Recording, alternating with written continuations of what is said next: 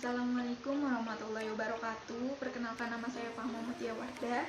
Saya mahasiswa dari Universitas Islam Negeri Maulana Malik Ibrahim Malang, jurusan Psikologi, Fakultas Psikologi, dengan nomor induk mahasiswa 20040111029. Di sini saya akan menjelaskan tentang kisah dari salah satu tokoh Islam, yaitu Khalifah ke-8 dari dinasti Bani Umayyah yang bernama Khalifah Umar bin Abdul Aziz. Mata kuliah sejarah peradaban Islam yang dibina oleh Bapak Aris Mahmudi MA. Saya harap video ini bisa bermanfaat untuk kita semua. Terima kasih dan selamat menonton. Oke teman-teman, jadi saat kekuasaan dinasti Bani Umayyah yang sangat luar biasa dan dikenang hingga saat ini tentu tidaklah terlepas dari sosok khalifah yang sangat hebat dan dahulu memimpin negara saat itu. Salah satunya yaitu adalah Khalifah Umar bin Abdul Aziz. Khalifah Umar bin Abdul Aziz adalah khalifah ke-8 dari dinasti Bani Umayyah yang memimpin selama 3 tahun, yaitu dari tahun 717 Masehi sampai 720 Masehi. Masa kepemimpinannya terbilang sangatlah singkat, namun Khalifah Umar bin Abdul Aziz memiliki banyak peran dan kontribusi besar dalam menyebarkan agama Islam. Sebelum membahas tentang bagaimana sih kisah kehidupan serta perjuangan Khalifah Umar bin Abdul Aziz dalam Islam, ada baiknya kita mengetahui silsilah dan biografi keluarga beliau terlebih dahulu. Biografi Khalifah Umar bin Abdul Aziz.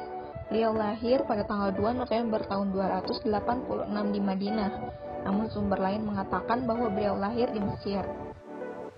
Silsilah keluarga Khalifah Umar bin Abdul Aziz. Ayahnya adalah seorang gubernur dari dinasti Bani Umayyah yang bernama Abdul Aziz, yaitu putra dari Khalifah Marwan bin Abdul Al-Hakam, sepupu dari Sayyidina Khalifah Utsman bin Affan. Sejak ayahnya meninggal, Khalifah Umar bin Abdul Aziz tinggal bersama pamannya Abdul Malik, kemudian menikahi putrinya yang bernama Fatimah. Ibunya adalah Laila, yaitu cucu dari Sayyidina Khalifah Umar bin Khattab. Istri lainnya bernama Lamis binti Ali, Ummu Utsman bin Su'aib, dan Ummu Walad. Khalifah Umar bin Abdul Aziz juga memiliki 14 orang putra yang bernama Abdul Malik, Abdul Aziz, Abdullah, Ibrahim, Ishaq, Yakub, Bakar, Al-Walid, Musa, Hashim, dan Yazid, serta memiliki 3 orang putri yang bernama Aminah, Ummu Ammar, dan Ummu Abdillah. Kisah perjalanan Khalifah Umar mencari ilmu. Kota Madinah yang merupakan pusat pengetahuan dan tempat tinggal para ulama hadis serta tafsir pada masa itu telah menjadikan Khalifah Umar bin Abdul Aziz mencintai ilmu agama serta berkeinginan untuk mendalaminya. Sejak kecil, Khalifah Umar bin Abdul Aziz sudah belajar untuk menghafal Al-Quran serta mengkajinya secara mendalam. Kecintaannya terhadap Al-Quran membuat beliau memiliki kepribadian yang patut diteladani oleh umat Islam, seperti rendah hati, jujur, dermawan, dan menomorsatukan agama. Selain mempelajari Al-Quran, Khalifah Umar bin Abdul Aziz juga mempelajari ilmu agama termasuk ilmu hadis. Beliau belajar hadis dari ayah maupun dari sahabat-sahabatnya. Ternyata selain belajar ilmu hadis, Khalifah Umar bin Abdul Aziz juga menjadi pengajar ilmu hadis dan telah berhasil membentuk para ulama hadis yang hebat. Salah satunya adalah Muhammad bin Munkadir. Karya dan prestasi Khalifah Umar bin Abdul Aziz. Khalifah Umar bin Abdul Aziz saat masih muda pernah menjabat sebagai gubernur di kota Hijaz sebelum menjadi khalifah. Pada usianya yang terbilang masih muda, yaitu 24 tahun. Namun kedudukannya sebagai gubernur tidak berlangsung lama sebab ia mengalami fitnah oleh gubernur Irak. Pada masa itu kepercayaan yang didapat Umar untuk menjadi gubernur tentu tidak terlepas dari kecerdasan serta kepribadian yang ia miliki. Yang kedua, yaitu beliau adalah seorang pemimpin yang disenangi oleh rakyatnya. Umar bin Abdul Aziz adalah salah satu khalifah yang sangat dicintai oleh rakyatnya. Hal ini karena selama masa kepemimpinannya, beliau senantiasa berlaku adil dan membuat kebijakan yang berguna untuk kesejahteraan rakyatnya.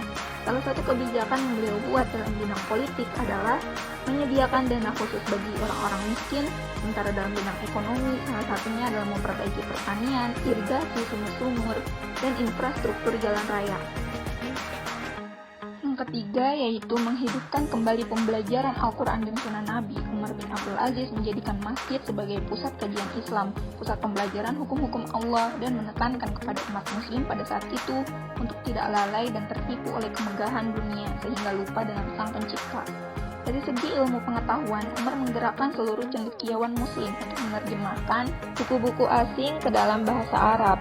Hal ini bertujuan agar umat Islam dapat mempelajarinya dengan mudah dan tidak ketinggalan oleh ilmuwan asing dalam hal intelektual. Amazing! Kontribusi Khalifah Umar bin Abdul Aziz untuk negara. Menjadi seorang pemimpin membuat Khalifah Umar bin Abdul Aziz tidak hidup bermewah-mewahan. Beliau justru memiliki kehidupan yang sederhana. Harta yang beliau miliki bahkan diserahkan ke dalam Baitul Mal atau kas negara. Tindakan itu sejalan dengan sifat yang dimiliki oleh beliau, yaitu mengedepankan kepentingan umum daripada kepentingan pribadi, serta mengedepankan persatuan dan kesatuan. Bukan hanya harta, bahkan perhiasan milik istrinya pun ikut diserahkan ke dalam Baitul Mal. Bahkan saat wafat pun, beliau tidak meninggalkan harta yang banyak kepada anak-anaknya. Kisah inspiratif dari Khalifah Umar bin Abdul Aziz. Khalifah Umar bin Abdul Aziz merupakan salah satu khalifah yang paling dikenal dalam sejarah Islam. Diceritakan dalam kitab Bidayah wan Nihayah karya Ibnu Katsir bahwasanya Fatimah, istri Khalifah Umar bin Abdul Aziz mengatakan, "Suatu hari aku masuk ke dalam rumah, aku menjumpai suamiku duduk di tempat sholatnya. Dengan meletakkan tangannya ke pipi, air matanya mengalir deras melewati kedua pipinya. Aku berkata, apa yang membuatmu menangis?" Umar pun menjawab, "Duhai Fatimah, aku baru saja dilantik menjadi pemimpin umat ini. Lalu aku terpikir akan orang fakir yang kelaparan, orang sakit yang tersia-siakan, orang yang tak punya pakaian lagi kelaparan, anak yatim yang rapuh, janda yang hidup sebatang kara, orang yang dianiaya, tawanan, orang yang sangat tua renta, orang yang mempunyai banyak keluarga, orang yang kekurangan, dan orang-orang yang serupa dengan mereka yang berada di tepi daerah ini. Aku mengetahui bahwa sesungguhnya Tuhanku, Allah Subhanahu wa Ta'ala, akan menanyakan perihal tanggung jawab itu semua kepadaku kelak di hari akhir.